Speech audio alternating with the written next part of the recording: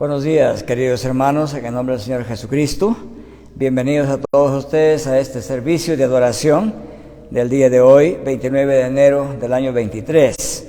Antes de empezar nuestra meditación, quisiera compartir algunas noticias con ustedes. Recuerdan que les conversé que estaba visitando en el Hospital Mario Urteaga al señor Luis Alberto Chávez Zorrillo, de Celendín. Él era el gerente de la empresa Virgen del Carmen, que hace transporte de Celendín hasta San Martín y Cajamarca. Bueno, el jueves pasado en la madrugada él falleció y el día de ayer fue su sepultura en Celendín. Estuve ahí el día viernes en la noche acompañándolos a ellos y haciendo la meditación de la palabra de Dios con ellos. Desde aquí oramos para que toda la familia Chávez Araujo tenga el consuelo y la paz de nuestro Dios. Asimismo también para informarles que la mamá de nuestro tocayo, el pastor Alonso Irigoyen, ha mejorado y sigue mejorando. Sigamos orando por ella a fin de que pueda restaurarse su salud. También les informo que el hermano Luciano de Tacna nos ha escrito, nos pide que si tenemos algún motivo de oración o de aflicción para que ellos puedan colaborar en oración con nosotros, que le hagamos saber. Entonces vamos a pedirle desde aquí que pueda seguir orando por el crecimiento de esta congregación y también por los que sufren diferentes enfermedades de esta congregación de Quiritimayo. El día de hoy, en la tarde, estaremos con mi esposa visitando la congregación de Hualqui, a 32 kilómetros al sur de Cajamarca. Seguimos con la capacitación para futuros presbíteros en ese lugar y tendremos una reunión del consistorio ahí a las 5:30 de esta tarde para tratar algunos asuntos de terminar algunas partes de su edificio que faltan.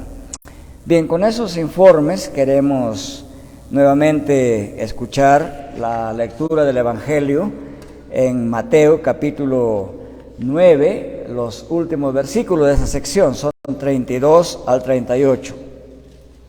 Y dicen así: y al salir de ellos de allí, he aquí le trajeron un mudo endemoniado. Y después que el demonio había sido expulsado, el mudo habló. Y las multitudes se maravillaban y decían: jamás se ha visto cosa igual en Israel. Pero los fariseos decían: él echa fuera a los demonios por el príncipe de los demonios.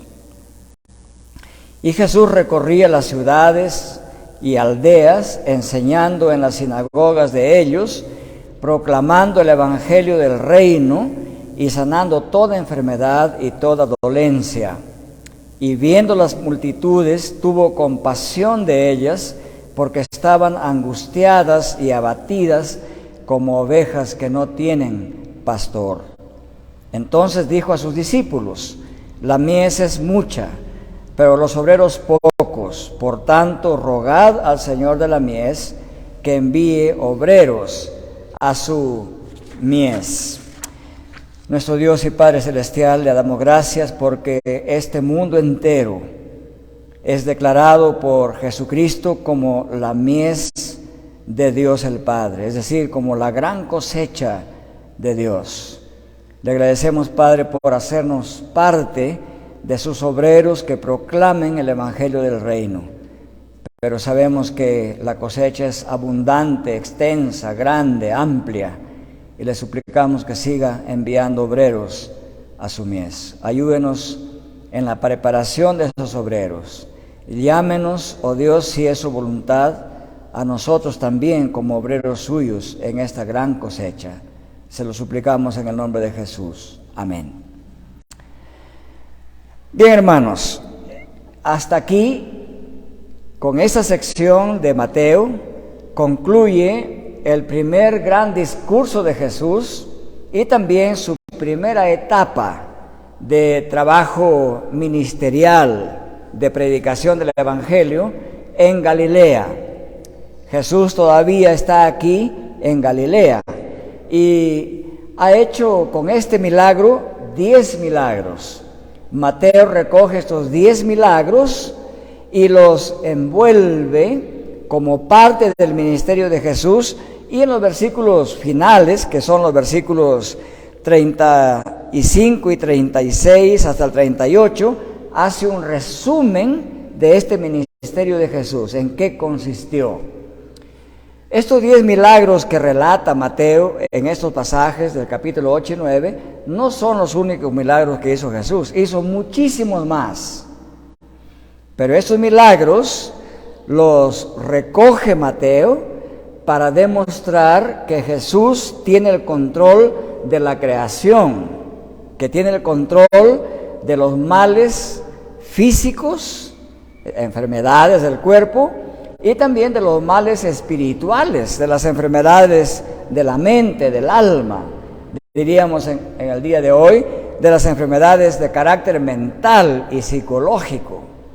Con toda esta serie de 10 milagros, en los capítulos 8 y 9, lo que Mateo quiere mostrar a la iglesia de Cristo es que Jesucristo, que anunció el Evangelio del Reino, Él mismo es el Rey de este reino y que tiene el poder soberano sobre todas las cosas.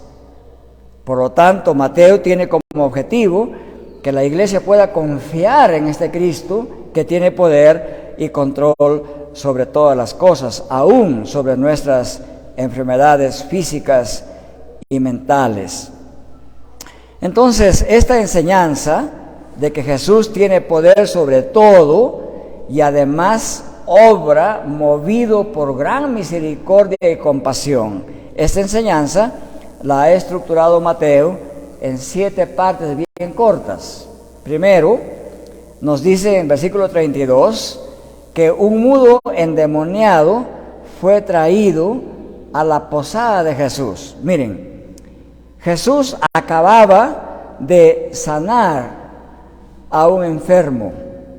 Recuerden ustedes, bueno, eran en realidad 2 ciegos, ¿no?, que lo seguían a Jesús gritando una y otra vez, diciendo: Jesús, hijo de David, ten misericordia de nosotros. Y Jesús lo sanó. Con eso ya Mateo nos muestra que Jesús realmente era misericordioso, que sanó a estos ciegos.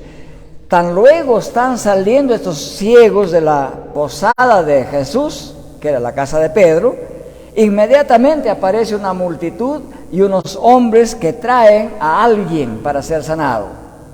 Este alguien estaba mudo completamente por efecto de haber sido poseído por un demonio. No nos da más detalles el Evangelio. No nos dice cuántos le trajeron. No nos dice cómo se llamaba este mudo poseído del demonio. No nos da esos detalles.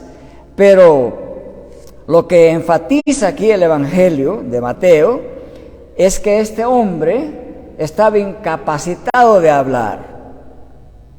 Y en la sociedad israelita, el ser mudo, el ser sordo, el ser ciego, no era considerado algo bueno. Era gente despreciada de la sociedad. No eran bien vistos. Muy parecido al día de hoy, ¿verdad? Poca gente quiere estar al lado de una persona completamente muda o ciega. Tratamos de evitarlos, de estar un poquito lejos de ellos. En la sociedad israelita eso era mucho peor, digamos, porque pensaban que estas personas con esas características y deficiencias físicas o mentales, se pensaba que vivían así por sus propias maldades y por lo tanto había un desprecio general a ellos. Pero aquí le traen este mudo a Jesús y además poseído del demonio. Pero Jesús lo recibe. Jesús lo recibe y en segundo lugar expulsa el demonio y habilita a este mudo para hablar, el Señor Jesucristo. Otra vez, no nos da detalles Mateo. No nos dice qué le dijo Jesús a este mudo. En algunos casos Jesús les habló, ¿verdad? A veces dijo, demonio, sal de él, ¿no? Pero aquí no nos da ese detalle.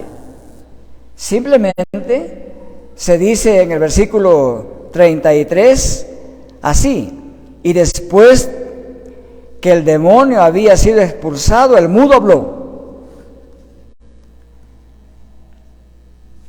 Esto nos puede indicar varias cosas.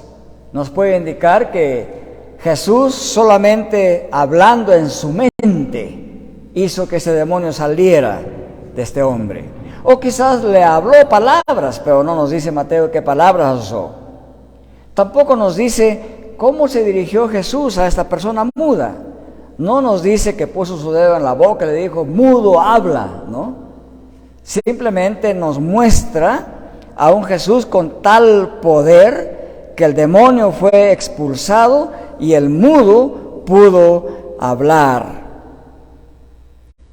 Y luego que eso sucedió, la segunda parte del versículo 33 nos muestra, Mateo, la actitud que tuvieron las multitudes. Y dice así en esa segunda parte del 33.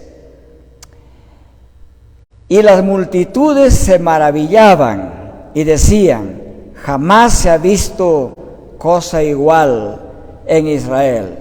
Esto es el tercer punto. Las multitudes se maravillaban porque decían, nunca se ha visto el despliegue de tal poder en la historia de Israel. Esto es interesante. Cuando dice que las multitudes decían, se maravillaban, esta forma verbal, maravillaban, significa que una y otra vez repetían esta frase.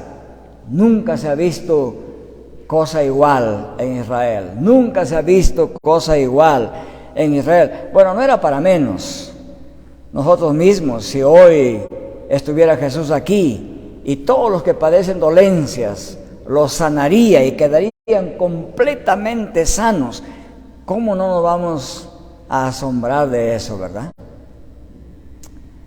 Pero no todos tuvieron esa actitud. El versículo 34, y eso nos lleva al cuarto punto, los fariseos acusan a Jesús de usar poderes diabólicos. Pero los fariseos decían, Él echa fuera a los demonios por el príncipe de los demonios. Miren, en los tiempos de Jesús y antes de Jesús, varios maestros de Israel también hacían exorcismos. También habían expulsado demonios. Sacerdotes de ese tiempo tenían esta prerrogativa de parte de Dios. Así es que para los fariseos no era nada raro la expulsión de demonios, sucedía de vez en cuando. Por eso Jesús más adelante les dice, si yo echo los demonios por el príncipe de los demonios, ¿ustedes por quién los echan? Dando a entender que sí, algunos sacerdotes habían echado fuera demonios. Entonces era algo que ellos conocían. Pero aquí había algo más.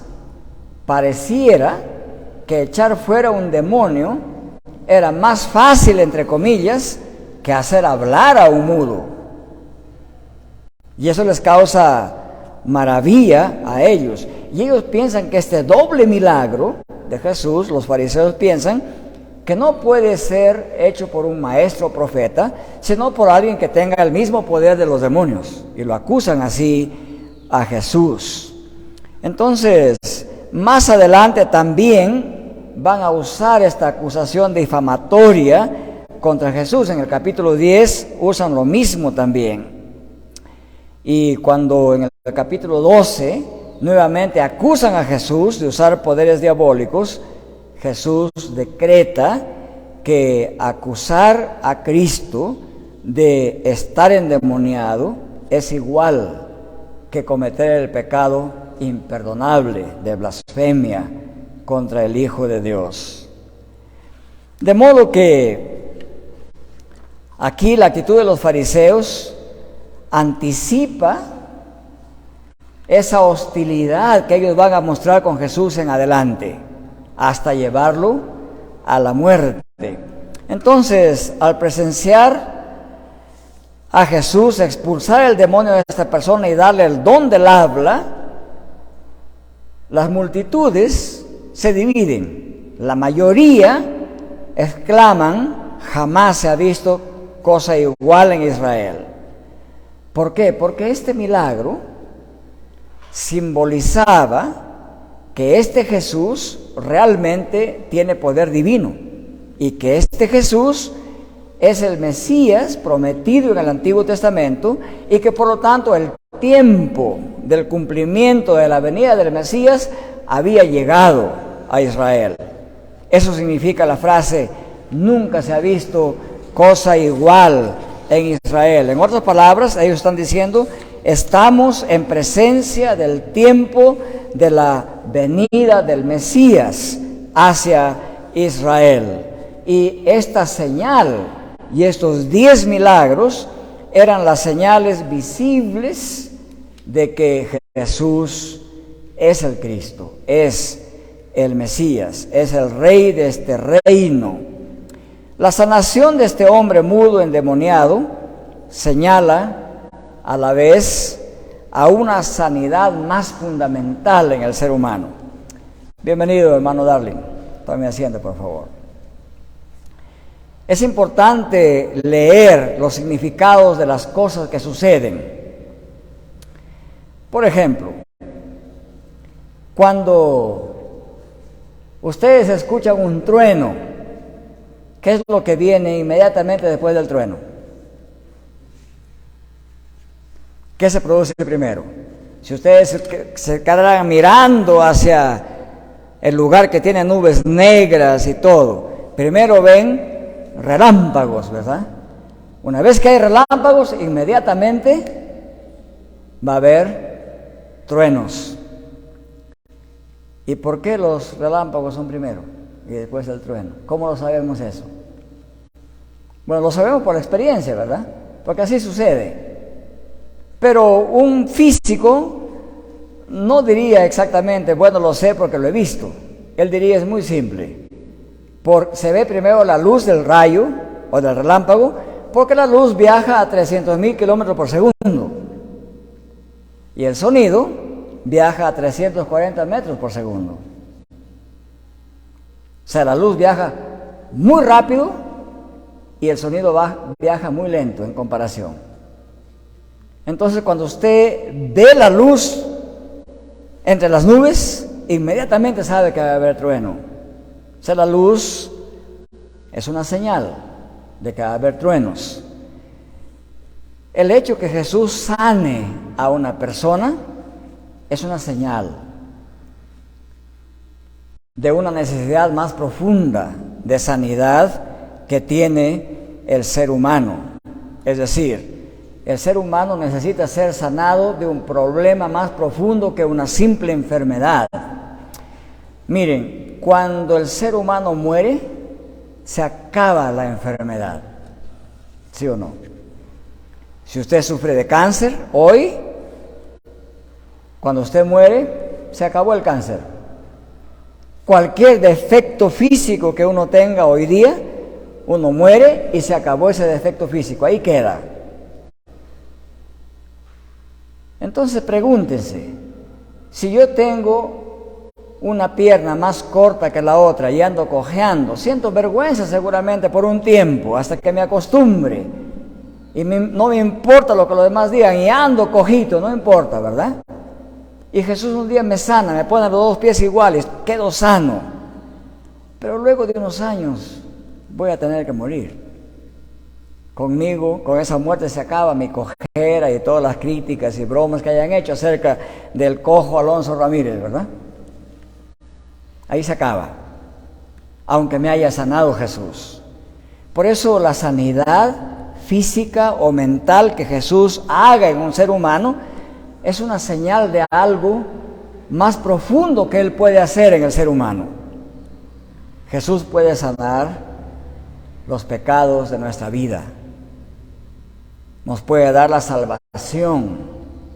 Esa es la sanidad más profunda que necesita el ser humano.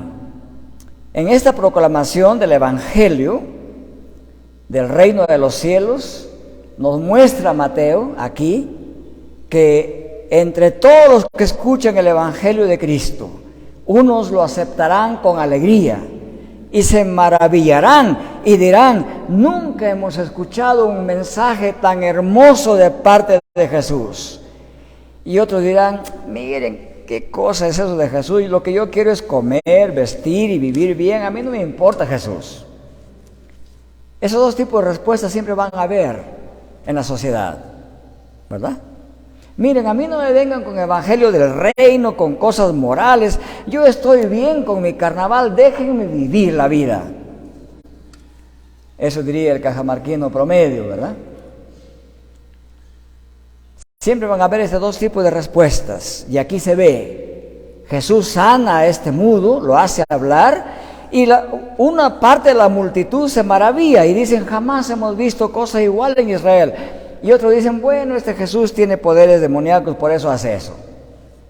Siempre va a haber esta respuesta mixta cada vez que prediquemos el Evangelio de Cristo. Pero en esta proclamación del Evangelio, entonces, hay que estar preparados para escuchar ambas cosas. Gente que acepte el Evangelio, se compromete con Jesús, y gente que simplemente lo rechaza. En quinto lugar, el versículo 35 dice así: y Jesús recorría todas las ciudades y aldeas, enseñando en las sinagogas de ellos, proclamando el evangelio del reino y sanando toda enfermedad y toda dolencia.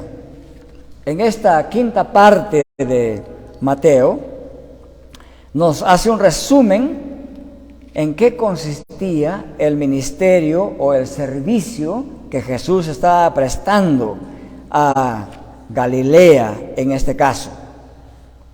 Y entonces aquí deja en claro que la esencia del ministerio de Jesús es haber anunciado el evangelio del reino en todas las ciudades y pueblos pequeñitos de toda esta región de Galilea.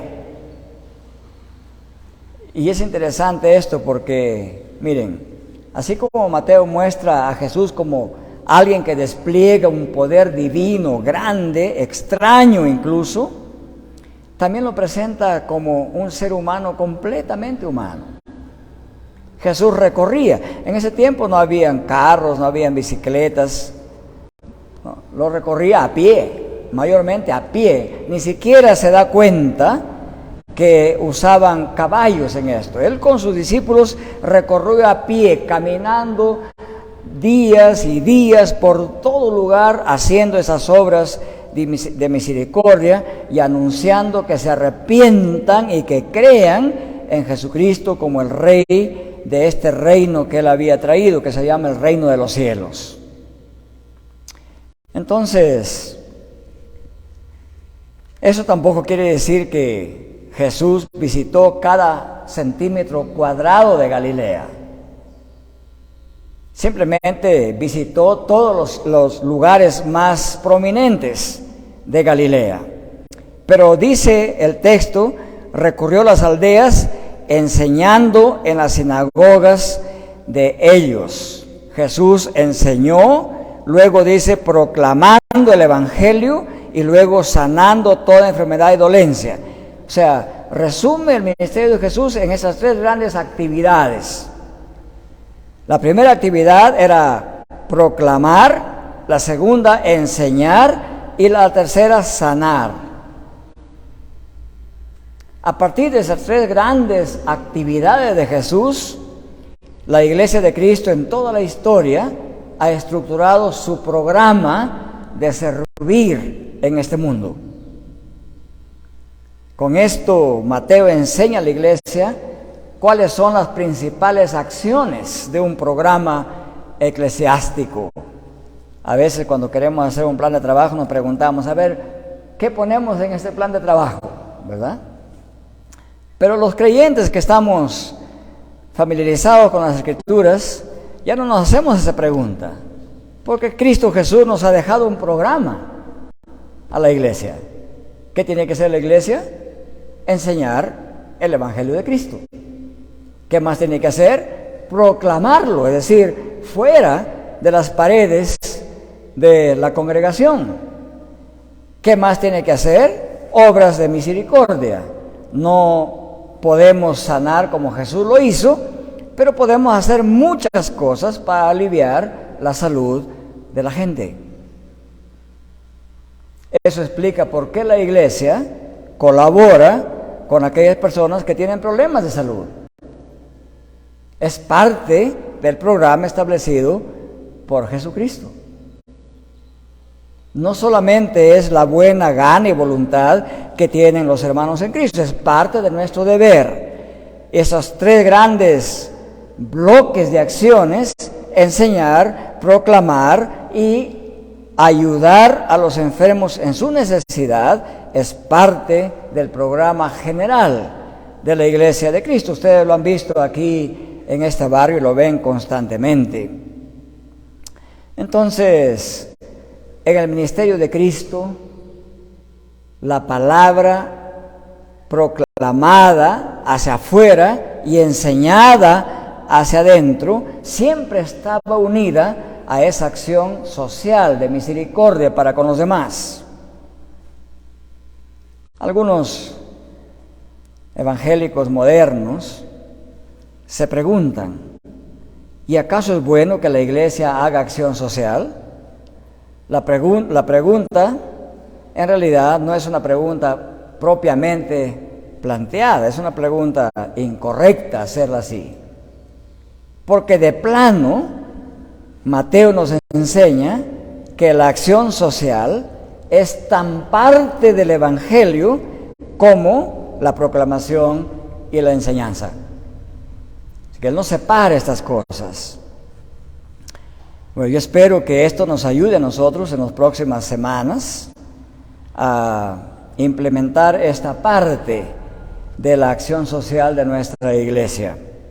Hemos concluido este edificio.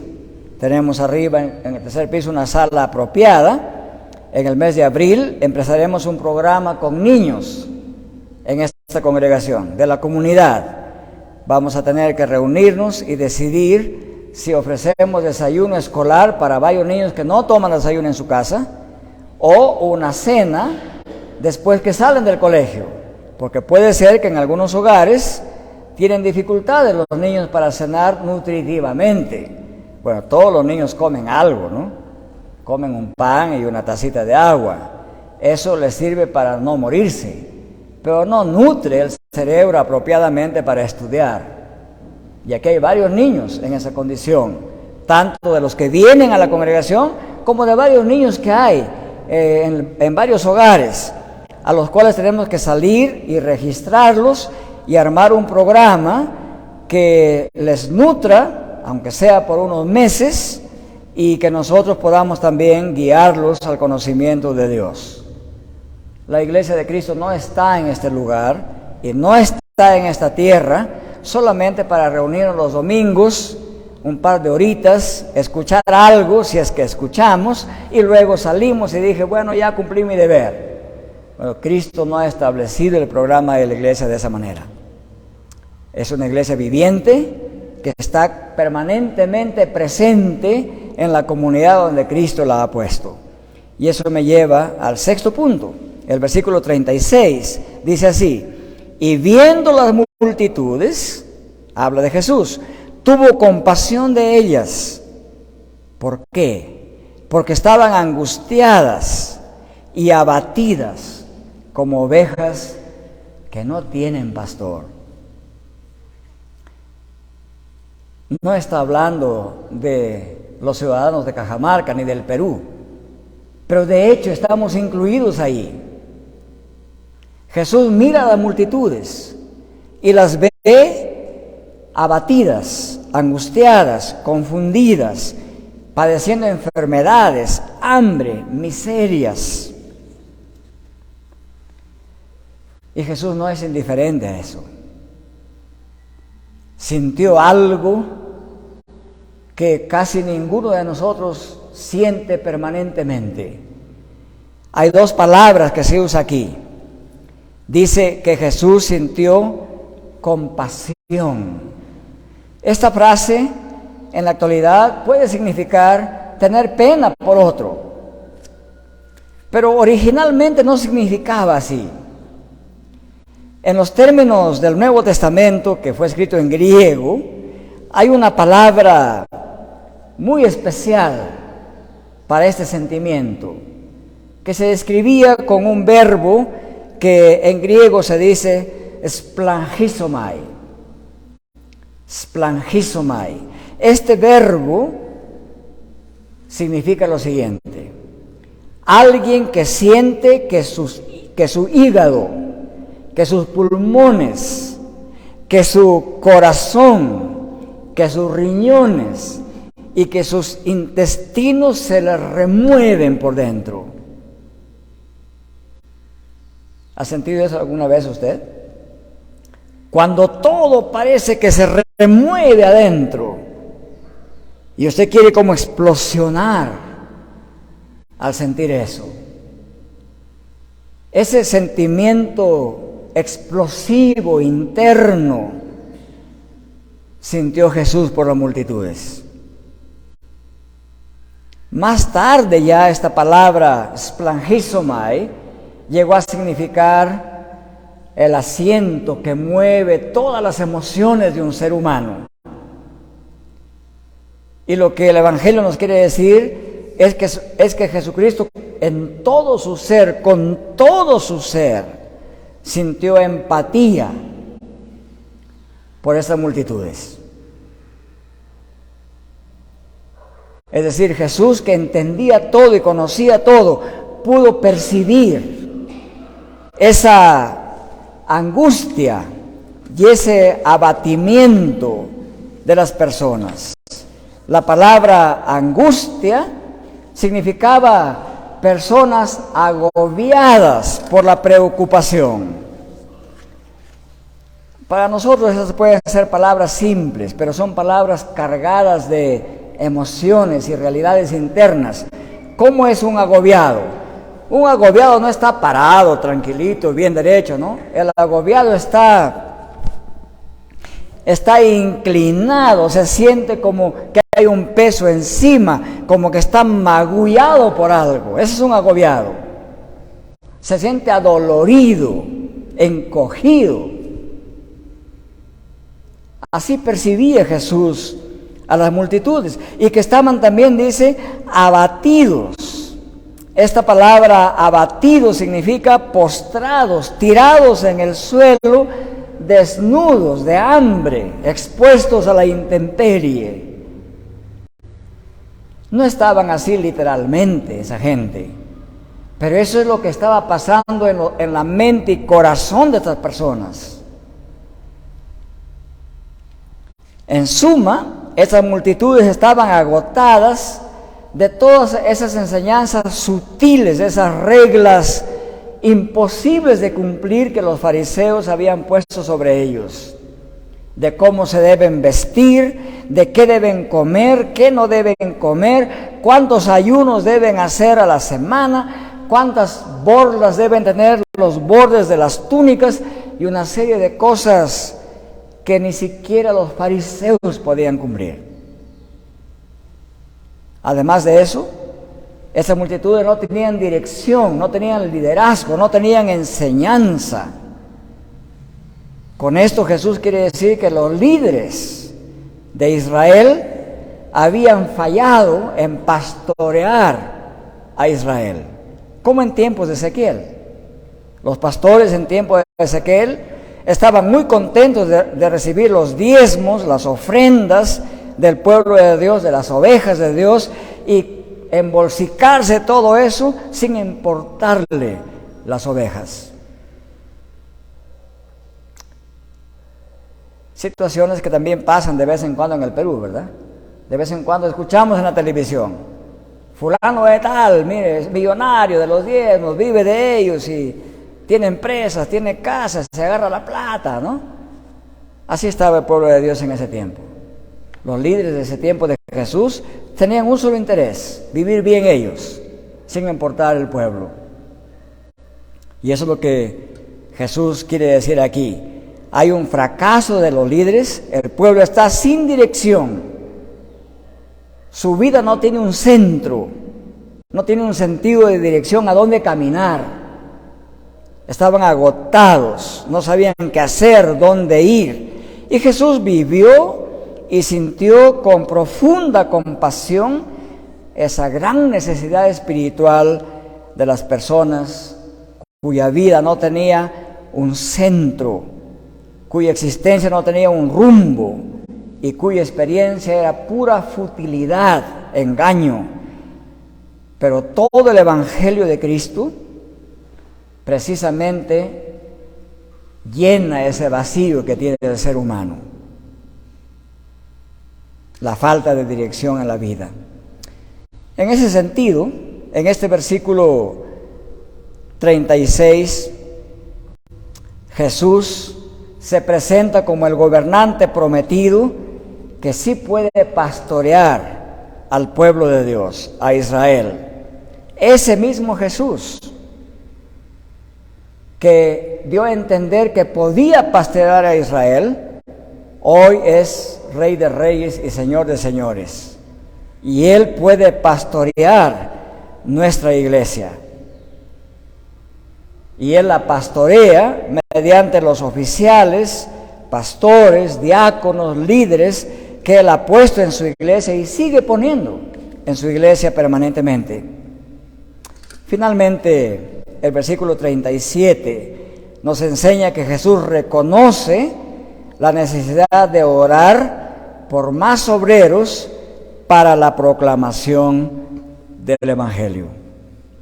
Dice el versículo 38 así, 37. Entonces dijo Jesús a sus discípulos: la mies es mucha, pero los obreros pocos. Por tanto, rogad al Señor de la mies que envíe obreros a su mies. Bien, ¿qué significa la palabra mies? Es una palabra para nosotros bien rara, ¿verdad? No usamos casi esa palabra. Cuando usted ya ve que la papita se han secado las hojas, ya sabe que es tiempo de cosecha, ¿verdad? Cuando el choclito, la barbita comienza a hacerse más negrita, porque siempre nace blanquita y rubia, ¿verdad? Se va haciendo negrita, se va chamuscando, ya saben que hay choclo y cómo se nos sale la saliva por el choclo, ¿verdad? Y cuando el trigo comienza a amarillarse y las espiguitas comienzan a inclinarse, sabemos que es el tiempo de la cosecha. Nosotros decimos hoy día, ya el campo está listo para la cosecha. Cosecha decimos hoy. En la antigüedad se decía mies. La mies está lista, significaba la cosecha está lista. Entonces, en este versículo 37-38, Jesús, al mirar las multitudes, ve en ellas como una gran cosecha, muy grande, muy extensa, con la necesidad de muchos obreros. No eran suficientes los obreros que tenía Jesús. Y justo después de estos versículos 37-38 de Mateo 9, viene el capítulo 10. Y en el capítulo 10, 1 al 4, Jesús va a llamar a sus 12 apóstoles formalmente. Ya lo estaban siguiendo, ahora los llama formalmente, los ordena como apóstoles y los envía a proclamar el Evangelio del Reino, a esa mies, a esa gran cosecha, a esa gran multitud y multitudes en diferentes lugares de Israel y hoy en diferentes países del mundo. Todo el mundo habitado para Jesús es como un campo extenso listo para ser cosechado, pero los obreros son pocos. Solamente tuvo 12 obreros Jesús. Uno de ellos lo traicionó, se quedó con 11. Cuando Jesús murió, solamente habían 120 discípulos de Cristo en la primera congregación en Jerusalén. De esa gran multitud, 120. Unos días después, más o menos unos 50 días después, Pedro predicó la palabra de Dios. Y en una de sus primeras predicaciones, 5,000 personas se comprometieron con Cristo. Y en una segunda predicación, 3,000 más. Es decir, luego de la muerte de Jesús, habiendo enviado el Espíritu de Dios sobre sus apóstoles, la congregación de Jerusalén tenía 8,120 miembros. Pocos obreros, pero con una cosecha bastante grande. Con eso nos muestra el Evangelio y el libro de los Hechos que aún con pocos en número, el Espíritu Santo de Dios obra de tal manera que puede haber una gran cosecha. Esto es un mensaje potente para nosotros el día de hoy. ¿Por qué? Porque a veces pensamos, bueno, nosotros somos simplemente, como decimos los cajamarquinos, pues, ¿no? El cajamarquino es bien bromista por excelencia, bien jocoso, ¿no? Cuando hay poca gente en una reunión y le preguntan, ¿cuántos han sido? ¿Cómo responden? Hemos sido 4 gatos, dicen, ¿no? O sea, el cajamarquino se transforma en gato de un momento a otro. Y en número pequeño, 4 gatos, ¿no? Claro, no quiere decir que son 4 gatos que estaban ahí de 4 patas, ¿no? Significa pocos, ¿no? Bueno, algunos decimos, somos 4 gatos, somos poca gente. Miren, que Quiritimayo tiene miles de personas, Cajamarca tiene más de 350,000 habitantes. ¿Qué somos nosotros, 8, 10 o 20 hermanos, para alcanzar a todos? Bueno, eso no es verdad. Se puede alcanzar a muchísimos, de varias maneras. Podemos alcanzar a muchos visitando casa por casa, a través de las redes sociales. Cada domingo, esta meditación la escuchan un promedio de 290 personas, además de lo que estamos aquí. O sea, los medios sociales el día de hoy son una gran oportunidad, una gran avenida de alcanzar a muchos. Pero lo podemos hacer nosotros también personalmente. Si cada uno de nosotros en 6 días hablamos a uno por semana, en un año habríamos hablado a 52 personas cada uno de nosotros. ¿Será muy difícil hablar a una persona por semana acerca del Evangelio de Cristo? ¿Qué dicen ustedes? ¿Será muy difícil? ¿Cuántas veces comemos al día? Por lo menos 2, ¿verdad? Algunos 3, ¿no? Y gastamos más o menos 4 horas y media en el día para comer 3 veces, 1:30 por cada comida. Bueno, hablar con una persona le puede tomar 20 minutos.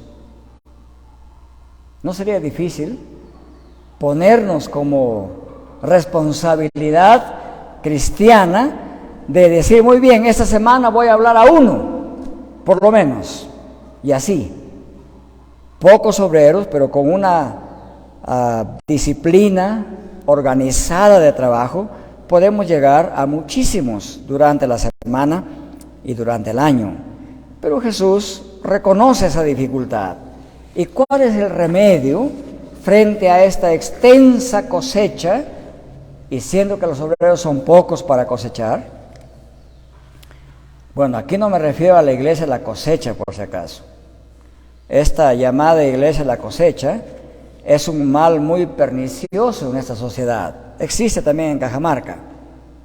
Este grupo llamado la cosecha, lo que hace es cosechar los bolsillos de la gente pobre mediante engaños de oración, y si usted paga más, oran más por usted cuando esté enfermo. La gente de Quiritimayo ha tenido esa experiencia, y muchos cajamarquinos han tenido la experiencia con esta famosa iglesia llamada La Cosecha, donde venden oración en forma de milagros y le roban el dinero a la gente. Yo tengo muchos amigos que han sido estafados por este famoso grupo La Cosecha. Jesús no se refiere a esa cosecha aquí. Con cosecha Jesús se refiere a esa gran multitud que necesita el Evangelio de Cristo. Y cuando Cristo hizo un milagro, nunca pidió un solo centavo por un milagro. Así es que cualquier persona que se disfrace de creyente y pida dinero para orar para que alguien se sane, de hecho tenemos que saber que esa persona es un falso creyente. Aprendan bien esto, hermanos, porque no va a faltar oportunidad que ustedes se encuentren con ese tipo de gente, ¿verdad? ¿Qué hacer frente a esta cosecha extensa y los pocos obreros para cosechar? Jesús responde a este imperativo misionero de ser cosechadores de Cristo con un imperativo suplicante. ¿Qué significa esto? Dice así en términos sencillos: como la cosecha es mucha y los obreros son pocos, rogad al Señor de la cosecha que envíe obreros a su cosecha. Esta palabrita pequeñita, este verbo rogad, está en forma imperativa, es un mandato. No es una sugerencia, es un mandato. Es un mandato en presente imperativo que significa rueguen una y otra vez. Traducido este verbo al castellano amplio, significa rueguen a Dios permanentemente, sin parar. A ese efecto se usa en la gramática española el presente imperativo, un mandato que debe ser repetido en su acción una y otra vez. Entonces Jesucristo demanda de su iglesia que sea una iglesia que esté en constante súplica a Dios para que envíe más obreros a esta gran cosecha, es decir, de difundir el Evangelio en cada barrio de Cajamarca, en cada provincia de Cajamarca, en cada distrito de Cajamarca. No tenemos que estar contentos con tener una iglesia en Quiritimayo. Ya tenemos 3 en Cajamarca, pero no tenemos iglesias en Bamamarca, en Cutervo, en Chota, en Jaén. Chota y Jaén son las provincias más pobladas después de Cajamarca. No tenemos en Cajabamba, en San Marcos ya tenemos, en Celandín también, pero nos faltan por lo menos unos 10 provincias más que alcanzar. Entonces la necesidad de orar permanentemente está presente entre nosotros. Y el miércoles pasado hemos empezado a orar así, para que Dios envíe obreros a su mies. Para ese efecto tenemos el seminario que prepara obreros para la iglesia. Esta tarde, en mi visita a Hualqui, estamos preparando a las personas que van a ser los líderes de la iglesia en Hualqui. O sea, esta oración implica también acción, ¿verdad? Yo siempre invito a varias gentes de nuestras iglesias, de las 3, le digo, voy a ir a tal lugar. Bueno, me ponen pretextos, ¿no? Tengo mi hijito que tiene problemas de las uñas, tengo que llevarlo al médico y no sé qué. Cada vez que invito a alguien siempre me ponen pretextos, ¿no? Para ciertas cosas, cuando uno les invita, están muy prestos. Pero para las cosas trascendentes, sin darnos cuenta, ponemos muchos peros. Entonces, este orar para que Dios envíe obreros a su mies significa un compromiso de nuestra parte. Nos comprometemos con lo que tenemos, con nuestros medios, con nuestros pies, con nuestra fuerza, con lo que sabemos para enseñar a otros. Entonces, al culminar Jesús esta primera parte de su ministerio de anuncio del Evangelio del Reino, dejó encargado a su iglesia de seguir proclamando el Evangelio y seguir orando para que el número de predicadores, el número de los que llevan el Evangelio a uno u otro lugar, aumente más y más. Y una cosa importante aquí que notar es la siguiente: la mies, la cosecha, no es de la iglesia, no es del Estado, no es del gobierno. La cosecha no le pertenece a las organizaciones misioneras paraeclesiásticas, estas ONGs que hacen evangelización, hacen muy buena labor, pero la cosecha no es de ellas. Miren lo que dice: rogad al Señor de la mies. La cosecha es de Dios. La labor de cosechar es de la iglesia. Esa es nuestra tarea, nuestra labor. La mies es de Dios. El rol de la iglesia es cosechar mediante la proclamación, mientras oramos constantemente por más obreros. Y esa proclamación del Evangelio del Reino está centrada en la vida y en la obra de Jesucristo, el Redentor de todo aquel que pone su fe en Él. ¿A qué conclusión llegamos sobre este corto pasaje de Mateo 9, 32 al 38? Con este pequeño pasaje, Mateo concluye la presentación del primer discurso y la primera etapa ministerial de Jesucristo. Y lo presenta aquí a Cristo como quien despliega las grandes señales del Mesías prometido y del cumplimiento del tiempo que ha llegado la nueva era, la era del reino de Cristo. Entonces, en este contexto se presenta también a Jesús, que atiende las necesidades físicas, psicológicas y espirituales de mucha gente. Aunque Jesús trata a esas enfermedades simplemente como los síntomas de un problema más profundo en el ser humano, el problema del pecado del ser humano, que lo abate, que le produce bastante tribulación y desconcertación. Entonces Jesucristo requiere obreros que extiendan este mensaje liberador de Cristo, que nos libera de angustia, nos libera de aflicción. Si nuestra vida no tiene un sentido de dirección, el Evangelio nos da sentido de dirección. Hay gente en este mundo que no sabe a dónde va, que vive no solamente económicamente del día a día, vive psicológica y espiritualmente del día a día, lo que venga, no importa, no tiene un plan de vida hacia Dios. Hay una inmensa falta que es llenada por diferentes cosas en nuestra sociedad.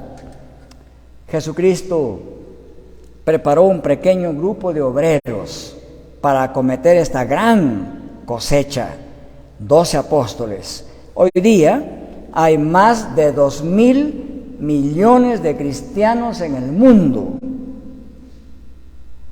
Todavía el cristianismo en el Perú es el 95% del país, cristianismo en general. En realidad, el 85% del Perú se declara católico romano, el 15% evangélico. En el censo del 2017, la población atea en el Perú creció a 1,5 millones de habitantes. El catolicismo creció en 3 puntos y la iglesia evangélica creció en más de 20 puntos. Nos alegra que haya un crecimiento del Evangelio de Cristo, pero hay muchísima población todavía por ser alcanzada con el Evangelio. Así es que tomemos estas últimas palabras de Mateo capítulo 9. Rogad al Señor de la mies que envíe obreros a su mies. Hasta ahí la oración es bien fácil. Orar para que Dios envíe obreros a su mies. Esa oración implica: Señor, envíame también a mí, ¿verdad? Porque siempre es más fácil decir, bueno, Señor, envía. Y hay varias historias de esto. Había un señor que tenía mucho interés en el Evangelio, asistía permanentemente a la iglesia y siempre daba gracias a Dios porque algunos venían y decían, miren, esta semana he salido a visitar, 2 personas han aceptado el Evangelio de Cristo, gloria a Dios, ¿no? Y aplausos, y oraba para que Dios le dé fuerza a este hermano y le decía, oh Señor, sigue enviando más hermanos como el hermano Fernando, que le gusta predicar el Evangelio. Hasta que un día se preguntó, ¿y no querrá el Señor enviarme a mí también? Siempre estoy orando para que envíe a otros, ¿y qué de mí? Miren, hermanos, aquí somos pocos, yo sé que todos ustedes paran bien ocupados.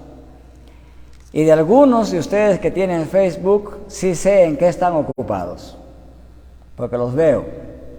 No les pongo like para que no se den cuenta, pero sí los veo que hacen, ¿verdad? Y en general, así no tengamos Facebook, todos nosotros estamos ocupados en algo. Y está bien, porque es necesario ocuparnos para sostener nuestras vidas. Eso es algo que tenemos que hacer.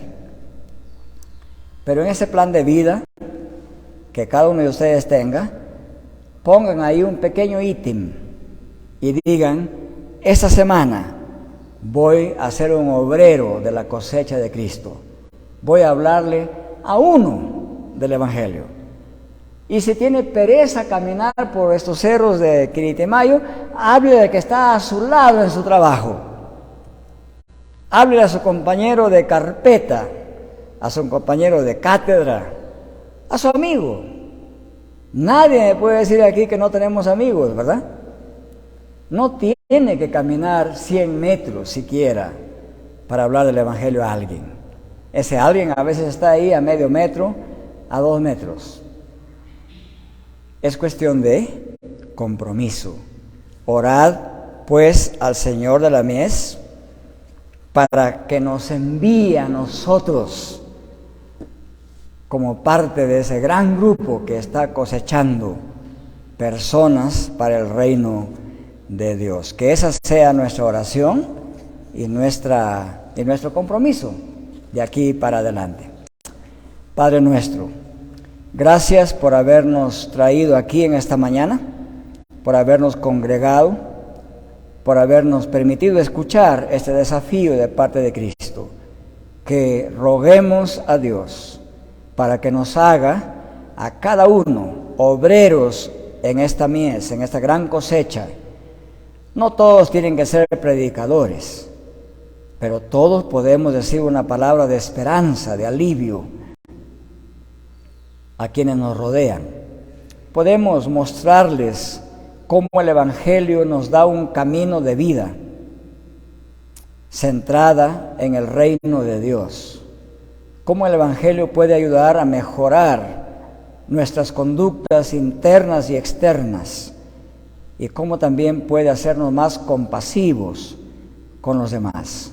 Ayúdenos siempre a mostrar esa compasión de Cristo, esa compasión que nace de lo más profundo de nuestros sentimientos. Y ayúdenos, Señor, a ser parte de ese gran equipo que permanentemente proclama este Evangelio de la salvación. Por Cristo Jesús. Amén.